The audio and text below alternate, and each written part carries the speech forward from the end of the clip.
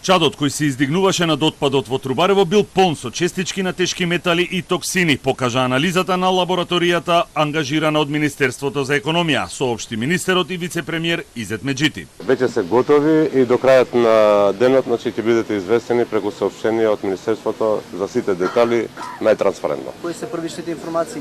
Има покажување. Обвинителството вчера отвори истрага за кривично дело за грозување на животната средина и природа со отпад со која се опфатени фирмата F групација, Маријанчо Дамевски, собственик на компаниите Нула отпад и Леман, неговата керка Лора Дамевска и уште две лица.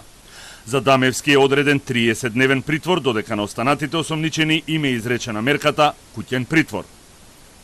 Обвинителството утврдило дека Дамевски бил неформален собственик на отпадот во Трубарево и раководител со сите операции.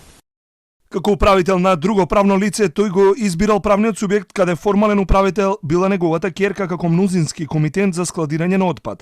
Го организирал целокупното работење и ги извршувал одлуките околу работењето, а од тука имал и обврска да се грижи за законитоста на работењето на друштвото и подружницата за рециклирање. Според обвинителството, Дамевски и неговата керка спротивно на законот за управување со отпад складирале опасен и неопасен отпад во Трубарево и со тоа предизвикале значително оштетување на почвата и воздухот и ризик по здравјето на граѓаните со складирање на опасниот отпад во Трубарево. Согорувањето предизвикало масовно испуштање чад, пепел и гасови во амбиенталниот воздух. Како последица на тоа, со извршените мерења на единицата за атомска, биолошка и хемиска одбрана на армијата на Република Северна Македонија и на Државниот инспекторат за животна средина, утврдена е висока загаденост. Третиот осомничен опфатен со истрагата е раководител на подружница, а четвртиот е лице кое не било вработено во F групација, но го рециклирало отпадот. Останува нејасно како фирмата F групација добила продолжување на дозвола за работа ако се земе предвид дека отпадот се наоѓа во населено место. Според дозволата, тие дневно смеат да примат 20 тони неопасен и 500 килограми опасен отпад. Надлежните кажаа дека во последните 4 години се направени 5 контроли во отпадот и не биле утврдени никакви нерегуларности.